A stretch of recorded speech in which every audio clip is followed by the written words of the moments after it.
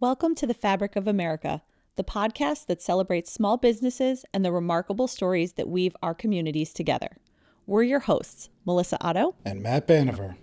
Matt is a fashion designer passionate about storytelling through style. And Melissa is a seamstress on a mission to make sewing cool again and inspire the next generation. We sit down with small business owners, artisans, and dreamers to uncover the stories behind their brand, what inspires them, challenges them, and keeps them creating. Because we believe that behind every idea, every design, every stitch, there's a story worth sharing. So grab a drink from your favorite local shop and join us as we weave together conversations about passion, perseverance, and the power of small business. Well, Mateo.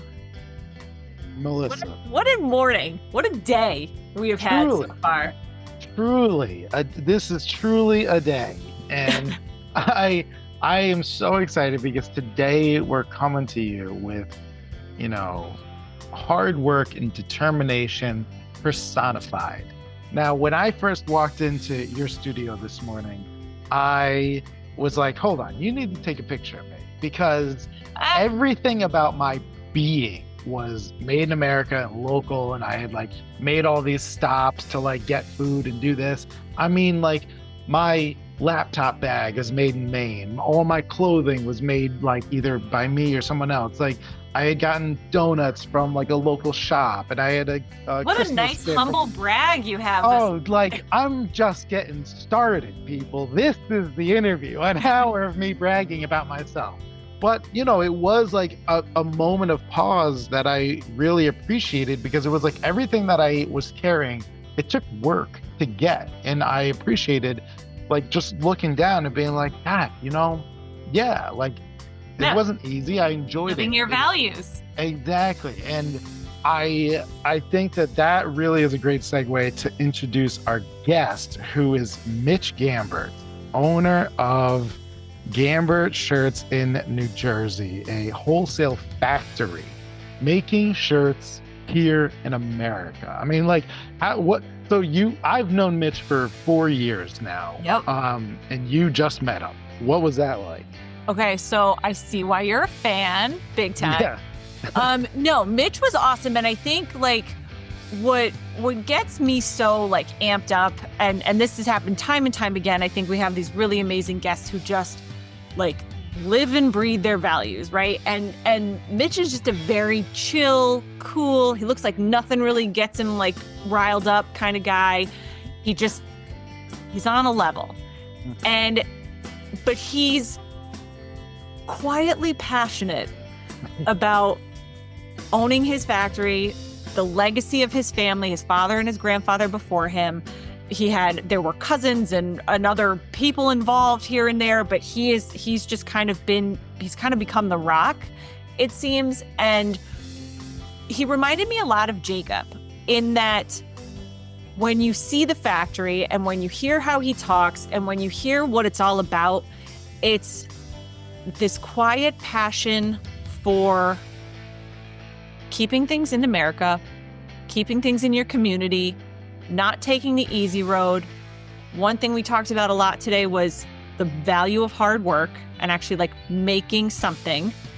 And I'm at a loss for words, which never happens to me. Very true. I can that. Now, if only it would happen to you. Yeah. I think on record on this podcast, there are 2 instances where you and I were each at a loss for words. This is your turn. This is mine. I think mine was a couple weeks ago. Yep. But no, I think you hit the nail on the head, that valuing of hard work, and it's so incredible you're almost like you said, Jacob, you're almost getting to see and hear about a world that we're just not used to seeing. We're used to just, I need a shirt, I got a shirt, I'm wearing the shirt. And now to kind of slow it down to where is this shirt made? Who is making it? What's it like being the owner of a factory? Right. He's got to pay all of his people. He talked about the taxes and the issues, logistically running a factory, but then also just what it's like to manage people. Like Yep. that. And those relationships, one of the things that we talked about in prior episodes is, like you said, not the fairy just doesn't come and drop off the shirt like how the Amazon guy does. It had to start somewhere. And when you know that it started right here, right in your backyard, and didn't do laps around the globe, there's just kind of something cool to that. There's something that's tangible and something that is like, that just I feel like compels you to want to know more. Like, how is this guy doing it? How is he keeping it here? How is he managing his people? How is he managing those retail relationships and getting that shirt literally from his factory to a retail setting and what that looks like? Yeah. It was. We could have talked. I mean, we say this about like pretty much every guest. I know. We could have talked to him for hours, but I think that he's one of those people. It's easy. We're gonna have to do a follow-up conversation and Totally. down at the factory. But here is our conversation with Mitch Gambert.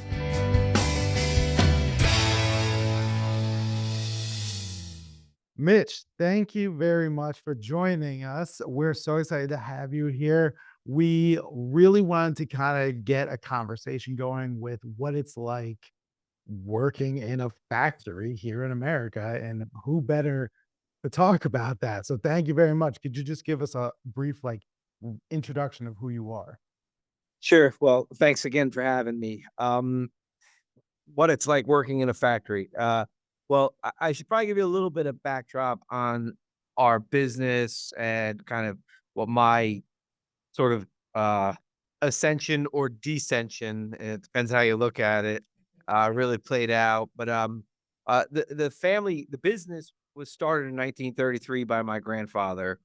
Uh, Back in the 30s, every city had a shirt maker, a hat maker, a suit maker, a shoe maker, and in the 30s, Newark was missing one, and my grandfather was a young man and worked for a shirt maker in New York City, and took the story goes it was a $600 loan from his mother that he was sworn to never tell his father about, and never and then he had to pay back.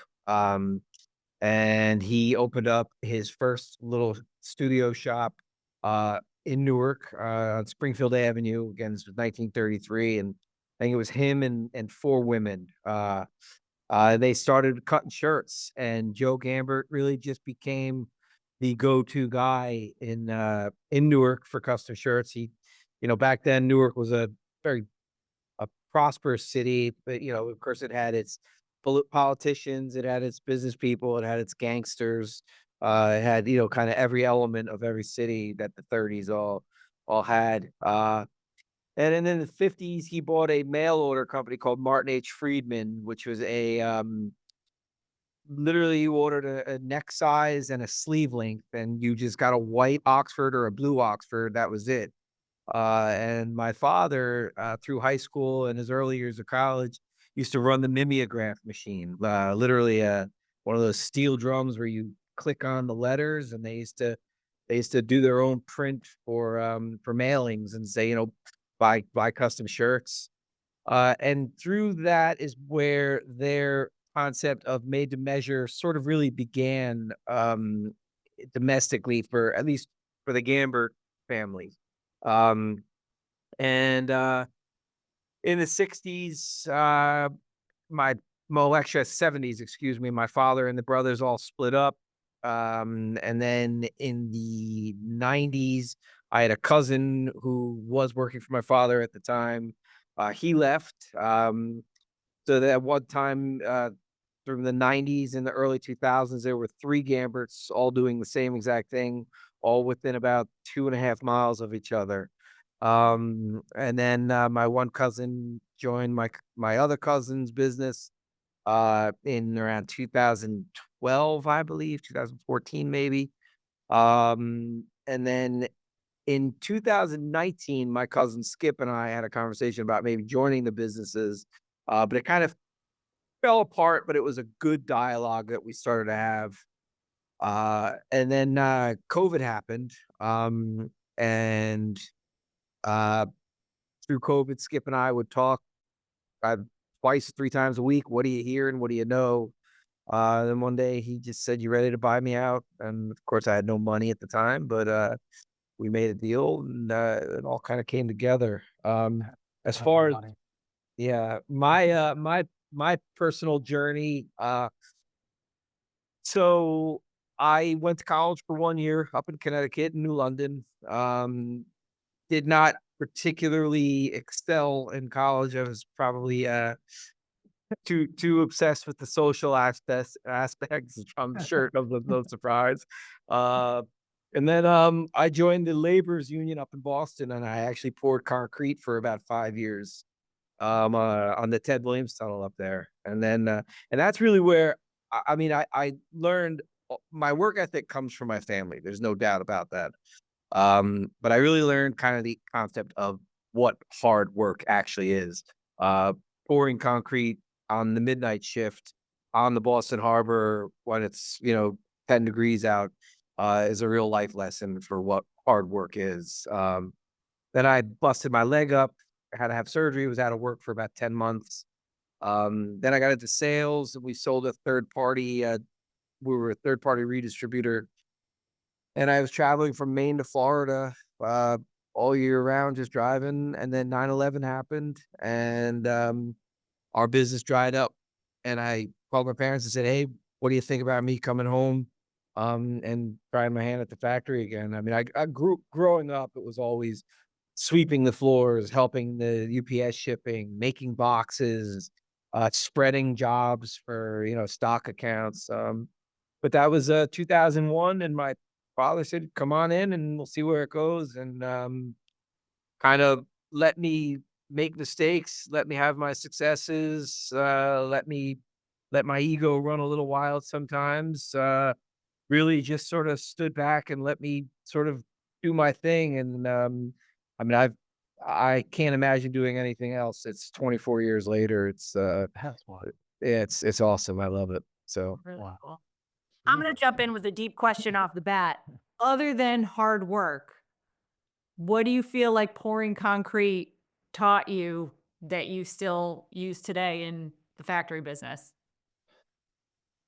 well, the actual act of pouring concrete, attention to detail. You can't miss spots, actually. Can't have holes when you pour a foundation or a wall or something. So it's really important that you don't miss those little things. On a more personal level, I had two bosses. One boss, his name was Butch. I'll leave out his last name. He was a former Marine, and he used to say to us, he'd come up to us on job sites and say, "I need this trench dug, and you mother effers got to get it done by 12." And you late, like he'd yell at us, our crew. He'd just scream and curse and just berate us. And the minute the guy drove away, everybody lit up cigarettes and dropped their shovels. And, he'd get back at noon and nobody did anything. And then I had another foreman named Dave, and same type of scenario. Dave was former Air Force, and Dave would come up and say, "Hey guys, I really need this done, and we got to get done by 12." And he'd leave, and we'd be done with it at 11. And what it taught me in the aspect of my career is, let people be responsible for themselves. Micromanaging, in my opinion, is the least effective type of management in terms of working with people. So that's really the life lesson there for me was that in terms of how you deal with people in situations. Of course, I learned a lot of other things, some bad work and Spanish and Portuguese, and you know, I don't have to get caught being too hungover at work. Yeah, keep a bucket nearby. I think for one summer, I helped my uncle renovate a apartment he had bought in New London, actually. And we had to carry up those bags of like concrete that are like 100 pounds or whatever up 3 flights of stairs in August. And in a brick apartment building. The first time I Well did it, ventilated. the first time I did it hungover, I've never felt such pain in my entire life. And just having like concrete dust stick to your body as it's trying to sweat out alcohol is something I never want to experience again for the rest of my life. But I can appreciate that.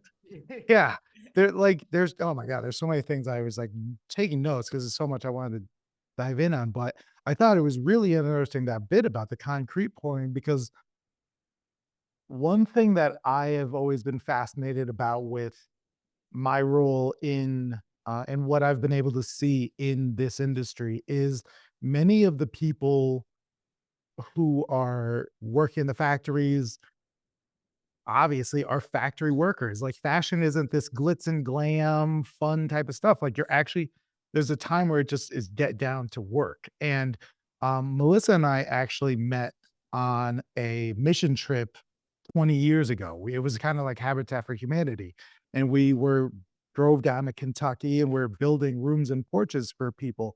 And I think that there's an aspect of that getting your hands dirty, seeing what it's like to just sweat and be miserable and like do work for a greater good that I think is very, I mean, it's very resonant in the three of us where it's like we know what it's like to actually work hard, sweat, get the job done, but we're doing it to help like people and do a greater good. I think that that's kind of like an interesting parallel that Yeah. you know, I think it's one of the reasons why we're so attracted to making clothing in America and like helping your neighbor like find a job. Or if your neighbor has a store, giving them product. You know, there's like a connectivity with the people around you.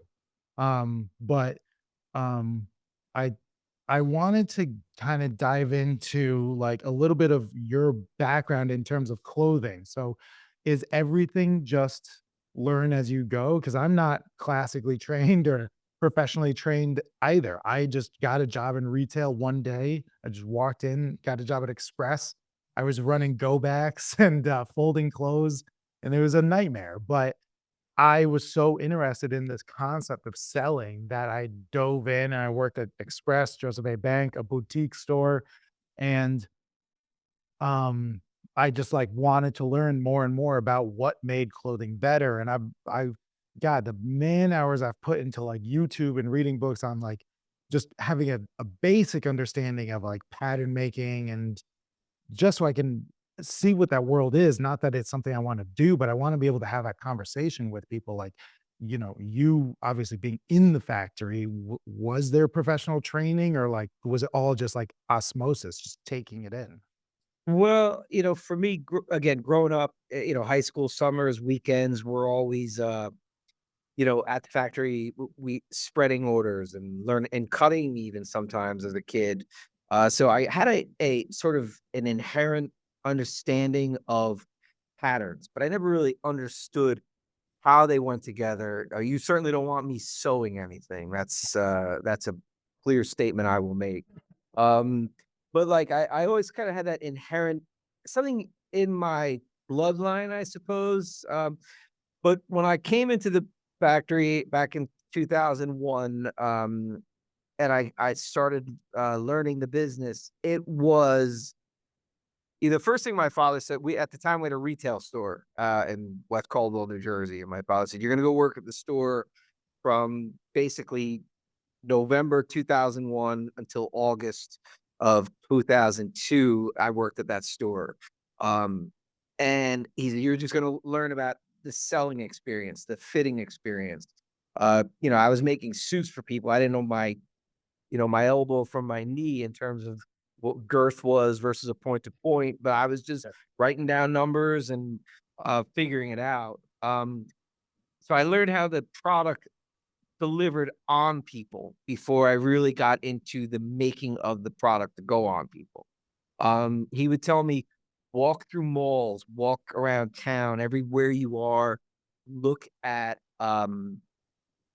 look at people's bodies, look for the drags, look for pulls from this point to this point, from here down, whatever it was, and try to identify where those pulls are originating. And once I understood how people's bodies were, I was able to understand a little bit better about patterns.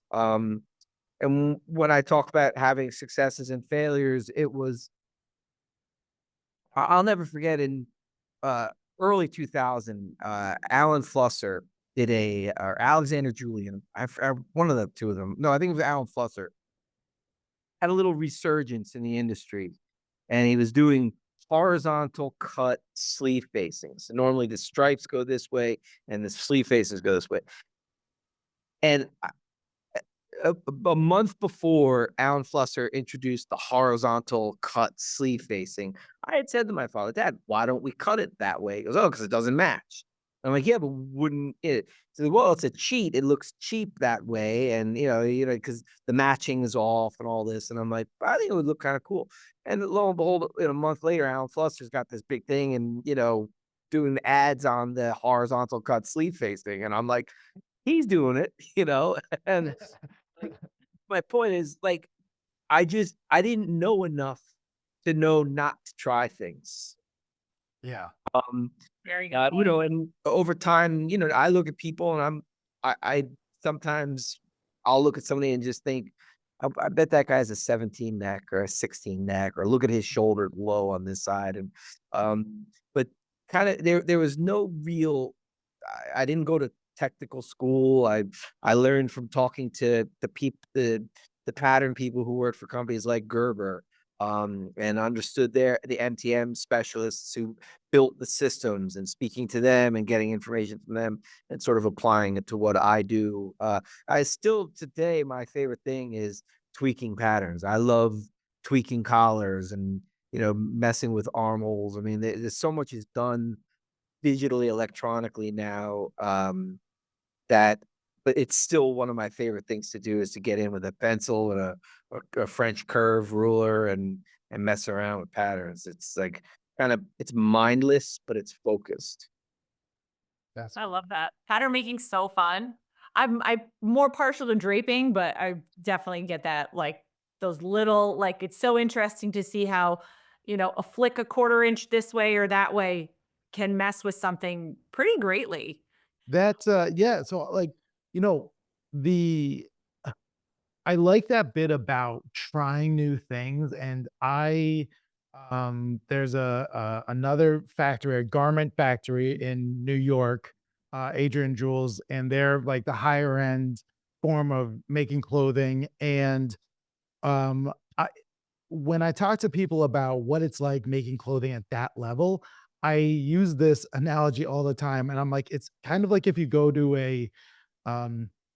go to a steakhouse and ask them for ketchup, it's like there's a certain level of care and attention to detail that people put into the garment making that, yeah, you could try new things, but there's a level of respect. And I like that kind of, that you want all the patterns to match, because you want to show the world like, oh, that's not just cool and flashy. Somebody actually took the time to make sure that all the lines matched up. Right. It didn't happen by accident. It's Yeah. very purposeful. Yeah, I like that. It's kind of like, it gives you a moment of pause. And in today's world, where it's all about flash and, how loud your buttons can be and your linings and all of this, it's like, no, just like look at how the lines all match up. That's the real beauty. Sure. I've come to appreciate that more, because when I was working at Joseph A. Bank, it was like, my cuffs were my pants were miles away from my shoes. I had like every other buttonhole with a different color, and I had the craziest linings. But now it's like that. I'm getting more handmade, better made clothing. It's less is more.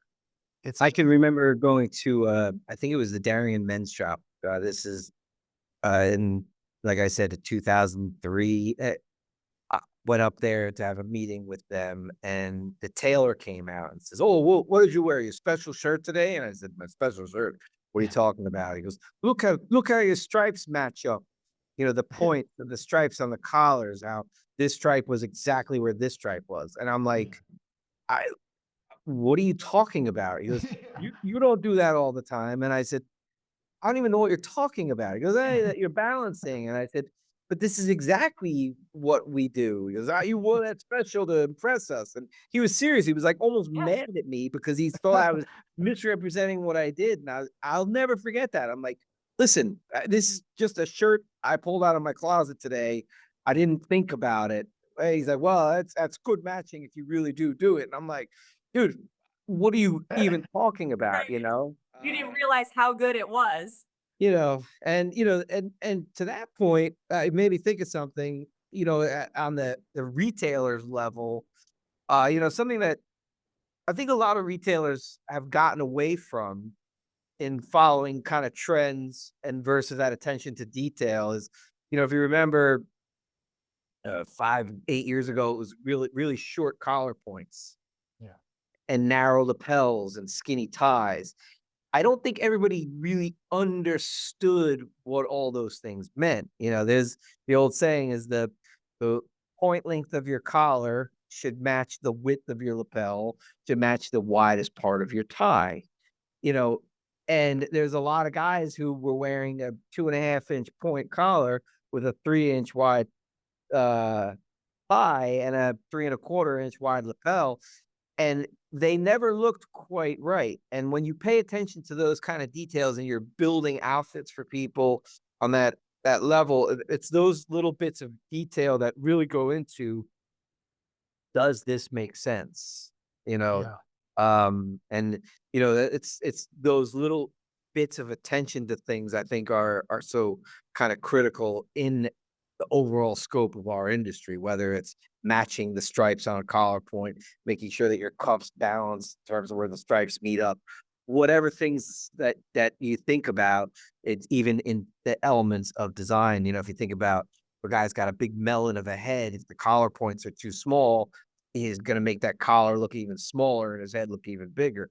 So it's all about balance, and then those things, a lot of that. Sometimes I'll look at people's orders and I'll say, this is just not right for that guy. And sometimes I make an executive decision. I don't say anything and I just make the change. And sometimes I'll call somebody and be like, are you sure you want to do this? Yeah. I think you touch on a really important point, though, too, in retail overall, that we've gotten so far away from a lot of the specialty of it. Unless you go to a better higher end store, staff is not trained. People are No. like in and out. It's a high school job. It's, nobody cares. And so there's not a level of knowledge of style, balance, product, fabrication. And it's a huge miss. And it's one thing, younger folks have to buy clothes in a certain price point in a market too. I get it. But we have gotten so far away from really knowing what quality is. And that's why we would just buy shit all the time. Well, people are too fast too. It's Way you too have fast. not to, but when you have these, I hate to say it like this and sound super critical, but you have these Tupperware sales parties of selling custom clothes, and you have 10 of your wife invites her 10 of her best friends' husbands over, and she's going to sell them clothes, and she's got about 3 minutes per guy. It's like, what's he picking out? Okay, a white shirt, a lavender shirt, 2 blues, and I like that stripe. And okay, thanks for your time. There's really no, and then you don't have to spend 4 hours with somebody in an appointment, but it's that time. It's nobody wants to take the time. Everybody wants to be successful. Everybody, but time is so important to spend on those things. And you talk, to your point, you go in a store, a big box store, and it's like, who the hell's even helping me? And what do they even know? Like, I'll tell you guys a funny story. I was just sharing this with somebody. After I had busted my knee up and I was 24 years old, 25, 24, I guess. And I had to buy a suit because I was going to go on interviews. And I went to Bloomingdale's with my buddy Mike. Now, of course, like my family knew every custom clothier. We had a guy on Newberry Street I could have gone to. Like, I don't know why I didn't. I just went to Bloomingdale's, right? Well, what did this guy buy without any sort of guidance? A tan nailhead suit. Suit. Right. And like, here I am going on interviews in a tan freaking suit. Like, and, my buddy Mike and I are like, this is a nice suit. Yeah, it's really nice. I'm like, all right, I'm gonna buy it. Yeah, you look fierce. And the salesperson's like, oh, we can, shorten the legs and we can do this to the sleeve and you're golden. I'm like, it's fantastic. Like, and but like I didn't even know at the time. Again, of course, I was 24 and I wasn't a clothing guy. I was wearing jeans and t-shirts and Carhartts. I mean, I was, so I came out of this world. My father sent me shirts for Christmas, every Christmas and or my birthday. But like beyond that, I wasn't a clothing person. So when I went into that store, that was my experience. Nobody said, wait a minute, you're going for an interview. You need a navy suit. That's what you need right now, or a gray suit, whatever it was. Yeah, exactly. That's Can amazing. can you talk a little bit about, just because we haven't really addressed it, the difference between selling retail and selling wholesale? Because like in the context of like your factory, who are the majority of people buying Gambert shirts? Are they, is it customers that I can just go online, or is it stores who are, private label? No, no. Well, we don't currently have an e-commerce uh site. We do get people occasionally, someone from, random city, Iowa, who's found our shirts somehow and wants to buy them and doesn't feel like going to a store or anything. And they'll sometimes will send a shirt, or they'll say, hey, I know I'm a 1634 and to make me a basic fit shirt. Um, and people do come in off the street, not off, but people come into our factory and shop with us. But the crux of our business is wholesale. We closed our retail store 30, whatever, 20 years ago, whatever it was. Um, the difference for me, at the end of the day, you're still dealing with people, right? Wholesale's a little trickier because I'm not only, if there's a problem, I'm not only upsetting the seller, I'm upsetting the consumer. Mhm. And that consumer has a ripple effect where if we don't rectify it, it can reach a lot of other consumers of that retailer. So Yeah. there's a lot of responsibility on our part as manufacturers to try and get it right all the time. And if we don't get it right, to try and make it right. Um, I have this sort of mindset that I'll roll out the red carpet for anybody, but I won't be the red carpet. So Mhm. I'll deal with your BS and we'll get it fixed, but you're not gonna shit all over me. It just doesn't work that way. I got a lot of pressures. I have, you know, there's 105 people here that we manage. And it's not so much the job that you manage in wholesale, it's the people you manage. I tell, s- uh, Carmelinda makes bands, and she can make bands. I don't, so you don't have to manage her making bands, but you have to manage her and make sure she's not talking while she's making bands. So you're not managing the job, you're managing the person. And that's in wholesale. So in wholesale, you got 105 employees dealing with this stuff. You're dealing with cash flow and all these nightmares that any business deals with. Right.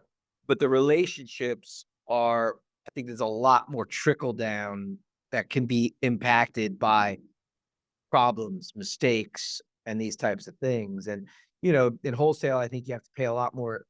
It's easy to forget when things are going good to reach out to people and say thanks. Um, it's even easier when things are going bad to call and shit all over somebody, right? So we get a lot of those calls when when there are problems. But occasionally, you have the dealers who will call and say, "Hey, just want to let you know we delivered shirts for Mr. Smith and they were amazing and we're really so grateful for it." My thanks is the repeat orders. I think in retail you're dealing with.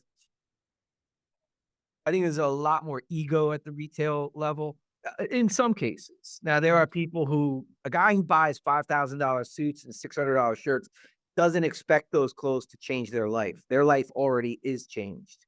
The Mhm. guy who's scraping, 20s together to buy a $200 shirt expects that $200 shirt to change his life. And if it doesn't, that shirt might be the reason for it.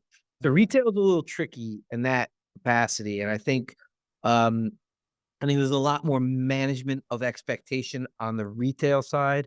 I think most people on the wholesale side in that wholesale relationship understand shit happens and we're going to have some bumps along the way. So it's a little bit more manageable, in my opinion. Yeah. I prefer wholesale. What's like the biggest struggle that you've had since taking over the factory? Like, what's the hardest part about it? How much time do we have? As much time as you need. Uh, there's there's a lot of things that go into it. It's a family business. I'm third generation. My father is 86, my mother's 84. They still tend to be involved. And sometimes their visions from 30 years ago interfere with my visions for today. So managing just that relationship in and of itself. I have 4 siblings, 3 of whom are sisters, and all 3 of them have opinions about, well, it's dad's legacy and it's this and it's that. And it's like, yeah, but you're not here right now. I am, and I'm steering it. So I deal with that. I have a family life. I'm married. I have 3 kids. The struggles are keeping all those things separate from this, because this is not just because it's a family business. It's really personal for me. And I think trying not to make emotional decisions that are business oriented is probably the hardest thing to do. You listen, people, you get to know your employees, and it's like when we got to work a 4-day work week because there's just not enough production going on. That's a tough decision because that impacts their lives. It impacts whether or not they could buy a full gallon of milk or just a half gallon of milk this week. If they can make their rent, if they can pay for their car payment, if they can buy their kid new shoes, and those things impact. So it's the emotional pulls that are probably the hardest part. Like I said, it's not the job. People know their jobs. I believe very firmly in my office or even on the floor. I tell people, listen, would you buy that if it had that pull in the thread, or if it had a stain on the tail? Would you go to the store? Would you return it? Then we're not going to pass it on. And even in our production floor, we do some semblance of a lean manufacturing, Kanban, push pull, whatever you want to call it. And we tell our employees, treat the next operator as if they're your customer. You don't have bad work. If you screw something up, well, it's not the front maker's problem now because the pocket's fucked up. It's your problem. Fix the pocket, because it's keeping those types of that flow, that emotional ownership of things. So for me, it's conveying that, and because at the end of the day, my cousin Skip and I talk about this. Most of the employees here, they all care. But at the end of the day, if something better comes along, it's see you later, Mitch, and it comes down to balance, right? It's a lot of responsibility. Yeah, so I've been wrestling with this question for a long time, and I feel like you'd be a really good person to kind of have this discussion with. There is this in, and we're gonna leave the current politics out of this, but it's more focused on this idea of capitalism and how capitalism is, get your cost as low as possible and your profit as max as possible. But then here we are dedicated to making clothing in America, where it's very easy to, like, you could very easily open up a second factory in China and completely change your life and not be so stressed out. I could very easily start making all my clothing in some other third world country or whatever and max out my profit. And you and I could be billionaires. But so we're kind of at odds with this idea of what essential capitalism is. But what I have to, and what I do, it doesn't even help me sleep at night. I sleep very well at night because I'm like, no, I care about the people who are making this clothing. I care about the families. I care about if they can afford a full tank of gas or, the full gallon of milk. That's what helps me get through this. And I would love to be able to get to a place where we're there's so much need for American made goods that it does kind of drive the price down a little bit, because other options are available. I think that that would ultimately be a good thing. But you, as like owning a factory and seeing maybe other factories kind of maybe they're making way more money because they're selling cheaper product. Like, what is your kind of thought on that whole landscape? Well, first of all, in 2024 alone, 24 factories, manufacturing facilities in the textile arena closed down this past year. So I do lectures at Rutgers University, their business school, the MBA program for supply chain logistics, through Professor Kevin Lyons there. And I tell students there all the time, and they ask, well, what would you recommend to somebody who wants to get into manufacturing? I'd say, well, if the business doesn't exist, I'd probably not do it. Um, you know, would I love to see be able to be more competitive? Yes. I mean, prices just keep going up. If you think about the scope of the United States, we're becoming a third world country, a service oriented country. We are going to be a service oriented economy. That's it. Nobody's doing anything. Nobody does anything. Everyone just Nobody makes does. anything. Right. It's just I could put you in touch with this person, in touch with this person, in touch with this person, and it arrives on your friggin' doorstep, right? Yep. And manufacturing is tough. You look at the way making it here in the United States is I pay federal taxes, I pay state taxes, I pay city taxes, I pay payroll taxes, I pay tariffs, which are taxes on importing my product that I can't get. There's no woven cotton in the United States, not to the extent that I need it. And tariffs were made to protect the woven mills industry of the United States. Now there's no mills, but they still collect tariff, right?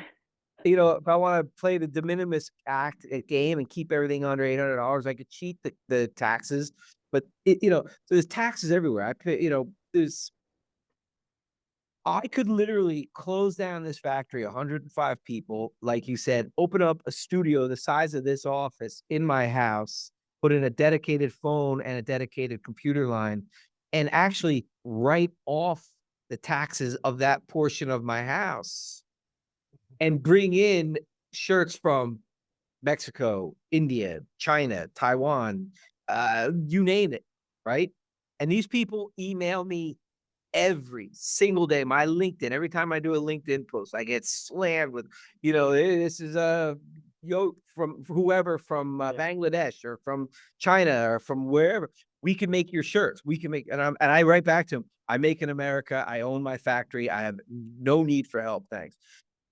But my life would be a hell of a lot less complicated. You know, um, why do I do it?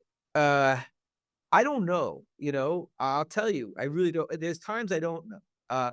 People shop with their wallets, not their patriotism, right? Mhm. So, you know, my shirt, I get people that bring me shirts from 10 years ago. Like somebody just brought shirts in this morning from 8 years ago, just to put new collars on. And I'm like, okay, he bought 2 shirts. Okay, yay. But like, the reality is I love it. I love being a manufacturer. I love the energy. I love the buzz. I love coming in and creating. I could sell. Not to be arrogant, I could sell anything. If you give me enough product knowledge on something, I'll get in front of whoever it is and I'll sell it to them. Because if I have conviction about what it is, I know that I can get someone to buy into what I believe. But I like what I do. I like creating, I like merchandising my fabric line. It's not about being the big thumping, up on the stage when I talk to people in the shop. It's not even about being a boss. I'm a total wall fly when I can be, actually. But in the factory, I know that we're creating, we're making things, we're helping local families. Um, and there's something about it that it's just it's a win-win all around. Again, I wish I had somebody who could, just take all the bad calls. Maybe that's Maybe I'll go into the AI world of, fielding bad problems, but I love it. I just enjoy it. It's there's challenges. It's but then you have like, listen, y- the the the minimum wage in the United States is $8, seven something, 7.75, which is absurd. New Jersey's the third or fourth most expensive state in the nation. Minimum wage. The government says you have to pay people 15.49 an hour minimum wage in New Jersey. Now that's all good and well. I don't have less than 10% of our employees are at minimum wage. But the problem was when the government comes in and says you have to pay them this, the girl who was making 15.23 an hour is now making 15.49 an hour, for example. But the woman that was making 21 an hour just said, well, she got a 25-cent raise. I want a 25-cent raise, and that exponentially goes across the board. And not to get into politics, this is not a political statement, but this whole idea of the tariffs and everything, I love it. But I don't love it if it's not careful because woven cotton, there should be no tariffs on woven cotton. There should be no tariffs on buttons. There should be no tariffs on threads. There are nobody in the United States making these things. But if they raise those prices 20%, I'm going to get crushed again. We had 3 increases on our corrugated boxes last year. 3 increases in that year on our shipping boxes. And it was 12 cents here, 13 cents there, and 9 cents. But, it cost me 70 cents more to get a shirt out the door. Yep. It's crazy. Yeah, no, we've talked about the tariffs a couple times also. And like, I love the idea of it, but it's Same. the execution. Like, if tomorrow everybody decides, you know what, you're right, we are only going to buy in America. There's no industry here for them to buy everything that they want. It's like, yeah, they'll Well, be able to buy some stuff, and but that's even crazy too. You talk about, uh, oh, well, we're going to create industry. We're going to create. So we for a while we had the city of Cleveland knocking on our door. Come build a factory in Cleveland. We got a bunch of warehouses. We got a good sewing community here, right? But you know something? They're going to give you tax breaks, but it's still going to cost $2-3 million to start a factory in another city. Where's that money coming from? And when you're fighting tooth and nail on a day-to-day basis, I don't have $2 million in my bank. Like, kidding me? And investors aren't going to come in and be like, "Oh, I see you've been struggling all year, but we're Here's some more money for you. Good luck. You're welcome. it just there's and everybody is so in it for themselves.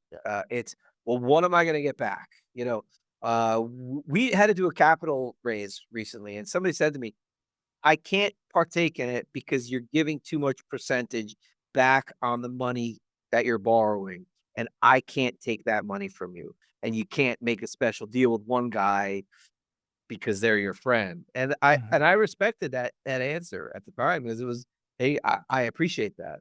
So Mhm. it's been it's I don't know, I got totally off track. I'm sorry. No, I No. think that's a perfect answer. I recently I saw this video from this girl and she's on Instagram or TikTok or whatever, and she was talking about why manufacturing will never happen in America, like why reshoring will never happen. And it's basically because like costs are just always going to remain so high. And I I was just so annoyed because for me it gets to the you're missing the point. It's not about profit and maximizing profit. It's about doing good work, making something. That And costs. building it in your own community. Yeah, like all of that is what you're paying for. Like the reward of knowing like the way this chat started, that every city used to have a hat Yeah. maker, a shoe maker, a shirt maker. It's like, how cool would that be? Like Melissa and I talk all the time. We're always like, hey, you're gonna go see, your cobbler this weekend, and we'll like give each other our shoes and go drop it off at, the local guy. And it's like, God, why now is it like a once a month thing? We have to take a special trip to like the Right. cobbler 40 minutes away. Whereas before it was like, oh, I'm going to the grocery store and on the way, I'm going to hit the shirt maker and the cobbler and the this and the that. Now it's like, I, to see you, I got to drive 3 states to get to go see, Really quick to yeah. touch on that is you talk about that. Sorry, Melissa, I know you're Oh, chop go up, ahead. but like you even think about reweavers, right? Yeah. With Oh, clothing, Yeah. right? In the 70s and 80s, there was a reweaver in every laundromat, right? Now yeah. it's like, fuck it, throw it away, buy a new suit. Like I can't fix it for you. Well, you could if you knew how to do the reweave, and that's an incredibly talented for somebody to have to be able to do it. But now it goes into that whole fast fashion nonsense. Well, chuck it. Well, I spent $3 grand on this suit, or $4 grand, or $2 grand, whatever the math is. Doesn't matter what you spent on it. It's well, just hey, there's a hole in it. You have to throw it away. We don't fix that because it's not worth their time. Exactly. Mostly. Now, I was gonna piggyback on you there because we talk about like number one thing I say, I go see the cobbler. I'm gonna guess he's in his late 70s, mid 70s. And every single time I go see him, I come back and I'm like, oh, it's not my cobbler today. I don't know what the hell I'm gonna do when he retires. When he Yeah. decides, screw it, I don't want to deal with you guys anymore. I literally don't know where else to go. And part of where I'm going with this topic of conversation is the three of us here on this call today are young. I feel like we are generally changing the perception or like ushering in the next era of what it looks like to be a manufacturer, a tailor, a custom clothier. How do we get that momentum driving forward? Because it definitely, I mean, not so much for you, Mitch. You definitely had the generation with your parents, but like my parents don't sew, don't know how to repair, you know, we don't do a lot of this trade stuff anymore. And so my whole like thesis of life is now like where are we going from here? How do we make this not happen again? I think on local levels, trying.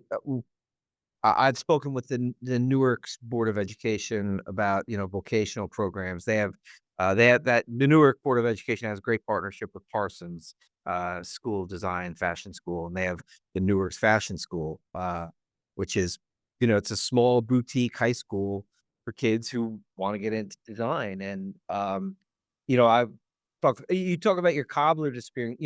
My master mechanic who comes here once a week and tinkers on machines, the guy I rely on is 85 years old, and he smokes and he's fat and he's a mess. And he comes in and I'm like, John, you taking care of yourself? He's Greek, speak English. And I'm like, you okay, John? Yeah, and he's just like screams and yells and he fixes his teeth. And I'm like, John, you're gonna hire an intern? Nobody wants to fucking work. Like that's his Yeah. answer. And it's Yeah. like, so maybe on that local level of lower education level, like again, the Newark Board of Education, every elementary school in the city of Newark is a sciences-based school. And then when the kids get out of 5th grade, they can then determine where they want to go. They have to pick what high school they want to go to from 5th grade before they even go into middle school. They have to decide which, and they could change, but they have to apply to the high schools that they want from elementary school.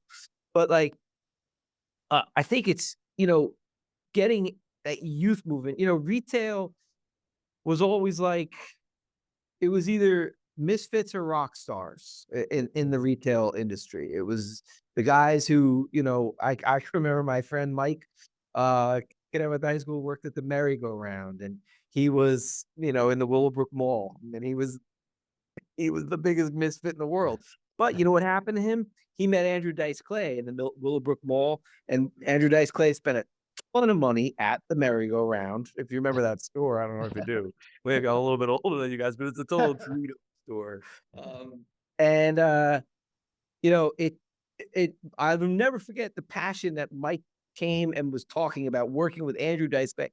And he went on to sell at stores for a long time. Now he makes really cool Formula One helmet designs. He was always an artist. But it was always like the quirky kids that did retail. I don't know too many people that wake up and say, I want to go into retail.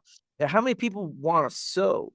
One of my favorite things to do at nighttime at home is sewing things. I love when the kids or my wife or somebody has something, that button fell off something, and I like hand sewing. And machines, I'm a butcher, but like hand sewing, I like it. It's fun. It's very therapeutic for me. It's calm. Um, and I don't know, everybody wants to make the fast buck now too. And nobody really wants to do anything. How many influencers are out there? How many people are on TikTok making money on TikTok for doing nothing except saying, "See this Contigo coffee mug? It's really amazing." Like they're making money off of doing that. Like, but like, to get youth into it again, people got to start dressing again and presenting themselves in a professional manner. There's a man named Manuel Martinez I know from Baton Rouge, Louisiana, really incredibly successful tailor down there. And he once said to me, I came in for a board meeting on our custom tailor, the trade association. And I came in a pair of jeans and a shirt, but like everybody else was in suits. And he goes, I flew here today in a 3-piece suit. And I said, really? He goes, you have to represent. So whenever I fly now, I put on a sport coat. Because it's and someone always says, "That's a beautiful jacket." And that always makes you feel better. Versus the guy sitting in first class next to you in sweatpants with a $50,000 watch on his wrist. And it's kind of like, why are you wearing Adidas tracksuit, that everybody else has? Shouldn't you wear something a little more special? But people need to get back into making dressing more important than everything. It all has to kind of blend and work together. Yeah, I think I that's love that. yeah, I think you just I'm made gonna Melissa's play that day. recording back to myself every morning now. Thank you. I want 10%. You got it. Yeah, I think you made Melissa's day saying that you like to sew things, but That too, yep. I really think that you hit the nail on the head of just the need to slow things down. Like we just, and I liked Melissa, you brought up your parents that they don't sew, Mitch, your parents that they do. Like, they grew up in the factory. My parents are of that mindset of they're like, we worked hard our whole lives. We like that now we can just Instacart the food. Like they're just tired of working hard for it. But I Sure. do think that there is a resurgence of, okay, like we kind of spoiled ourselves. I want to get back to it. I mean, you can go on YouTube and there's a video of somebody mowing a lawn and it's got 28 million views. Like there is bubbling up somewhere of just wait, how do you make a shirt? Like how do you sew a seam straight?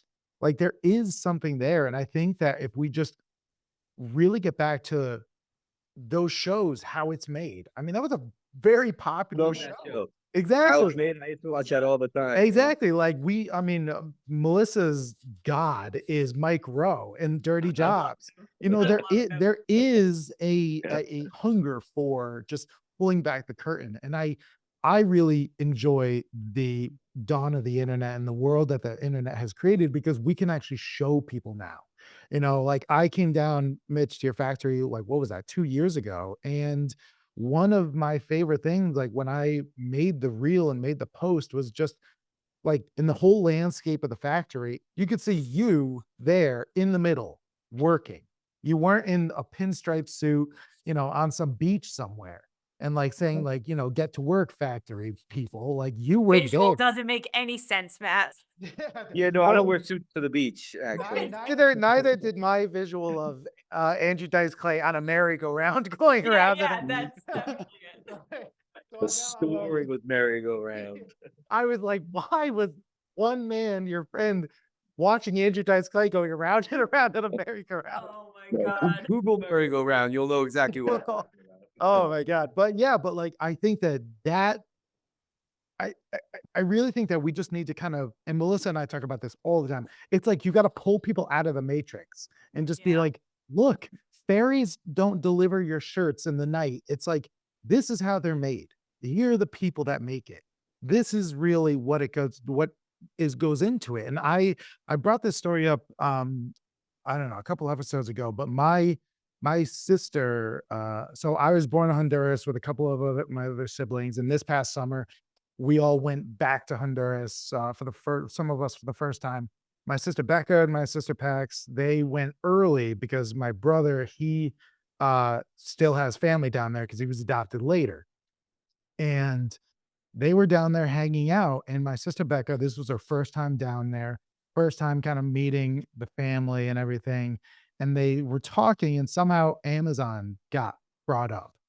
And they were talking to my brother's foster brother, and the foster brother was saying how he and everybody else pretty much works at Amazon in Honduras in this massive fulfillment center.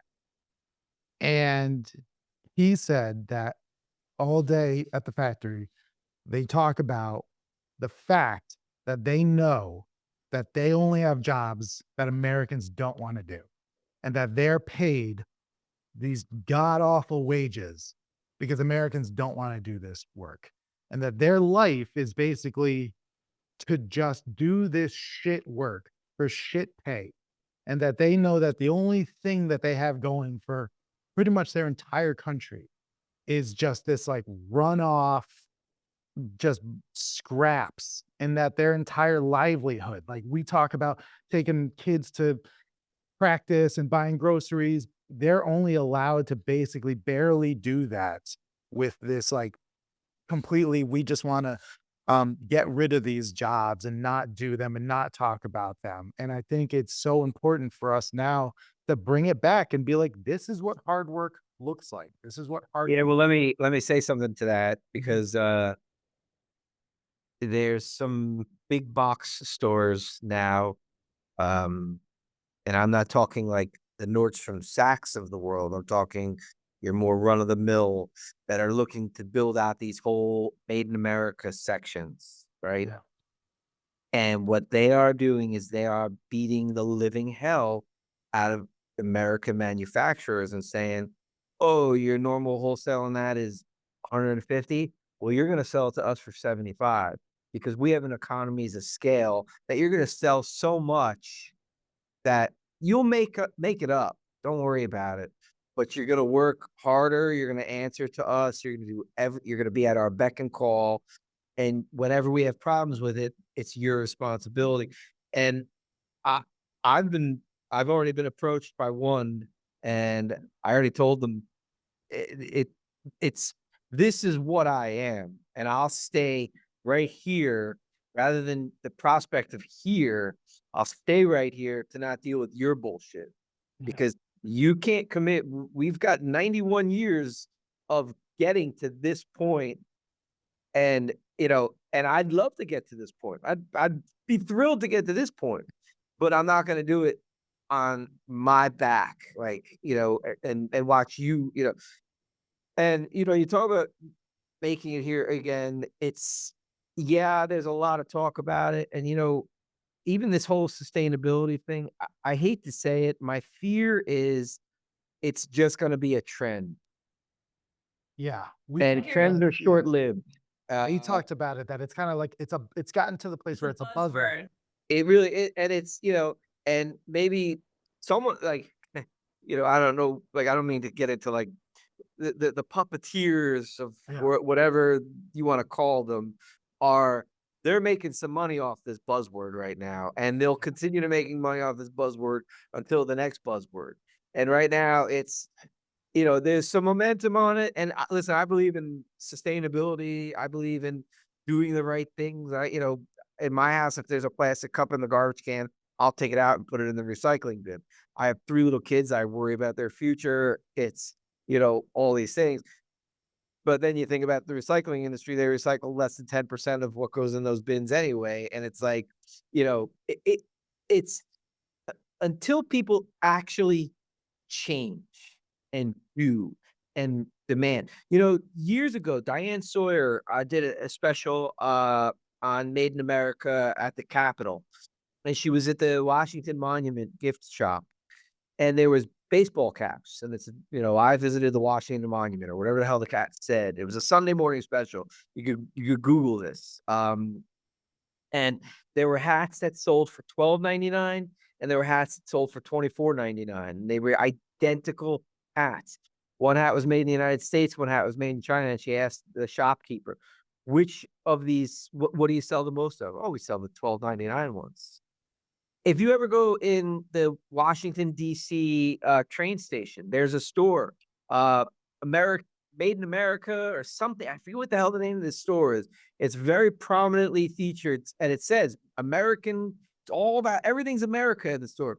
I was in there one time, this a few years ago, and I was appalled at every friggin' label. Made in Haiti, made in Honduras. Now, I'm not saying that those people shouldn't be able to work and make product, Yeah. but if you've got the balls to put American flags all over your product, you should probably make it in the United States. Like that should be, Trump, go after that. Like, forget the tariff bullshit. Like Yeah. there's a shirt maker, a clothing guy, and his clothing says, it's like American Garment or something. I met this guy at a trade show. I don't know if it was in New York or Chicago years ago. On his label, it had an American flag in his label, but he made his shirts in China. And I said to him, I go, "Are you kidding me? What? It's just a label, just my label. I'm a proud American." I'm like, "Then why don't you make it in the United States?" And I wanted to punch him. I really did. I wanted to. It's disgusting, but Yeah. so people have to forget the bullshit of what's surrounding what you're doing and just be in the action of just doing. You know what I mean? Yeah. No, I So- really. People have to get better at being uncomfortable too. We have to learn patience. Not everything can get delivered tomorrow or made to tomorrow. You know what I mean? We have to get uncomfortable with, maybe you have to spend more, buy less. Take the extra step to pull the cup out and put it in recycling when you think like, it's bullshit. Like it's all that little bitty like bits of momentum. And at this point, the unfortunate thing is the burden's on us as the consumers, because we know like the top tier big box corporations are not going to do it. They're going to lie about it, or they're going to greenwash it, or they're going to put sustainable on it when it's a hunk of shit. Like, we just have to do better little by little. Documentary by now. Are you guys familiar with the saying? I think I always muddy it. It's something to the effect of the sting of expensive short outlives the burn of cheap. Yes. And there's a lot to be said for that sort of mindset. It's, I'm not even kidding. I have people who tease me when they come back after 4 years for more shirts, and they say, your shirts are so well made. And I'm like, well, thanks. I'm like, I'll try to skip some steps, And it's Right. I mean, like you talk about, I'm on the floor. Yeah, I am on the floor. I'm at my desk very rarely. This is a real time suck for me. But I'm on that floor, and I like being on the floor. I like looking at what's going on. I like saying, this is no good. Don't let this go. I mean, but there's a reason for people, you get what you pay for. And there's a lot of factories that don't give a shit what they're pushing out the door, Yeah. Yeah. No, definitely. Because it's so cheap. It's cheaper to return it and make a new one than it is to slow it down and, waste fix it, materials right. and all that. But I'll take your subtle hint, Mitch. We have taken up way too much of your time. And we will let you go. But no, honestly, this really was such an honor.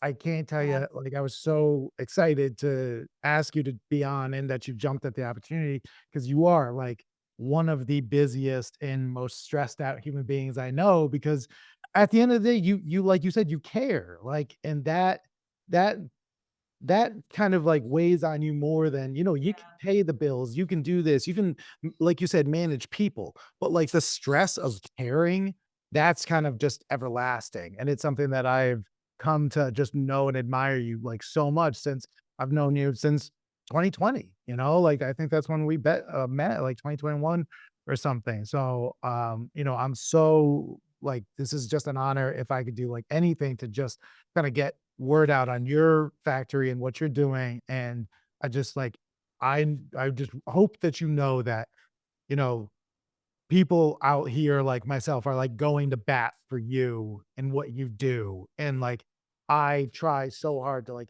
push the product and get your name out He there. does fangirl about you a lot, I have to say. As a third party to it, I can back him up on that. He really You does. know, I appreciate that. I do. For me, this was fun for me. I've enjoyed it thoroughly. So it's but I appreciate what you do, Matt. Melissa, it's great to meet you. It's Nice to meet you too. yeah, no, it's keep it up. And if you guys ever want to revisit, I'll be happy to sit again. I think round 2 will take place in the factory. In the factory, Melissa definitely. and I will come down and We'll we'll do come an in geek out. person. For sure. Cool. Awesome. Awesome, Mitch. Well, thank you so much. We really appreciate you. And good luck today. And everybody look out for where they can get Gambert shirts. But thank you so much, Mitch. Awesome. Thanks, guys.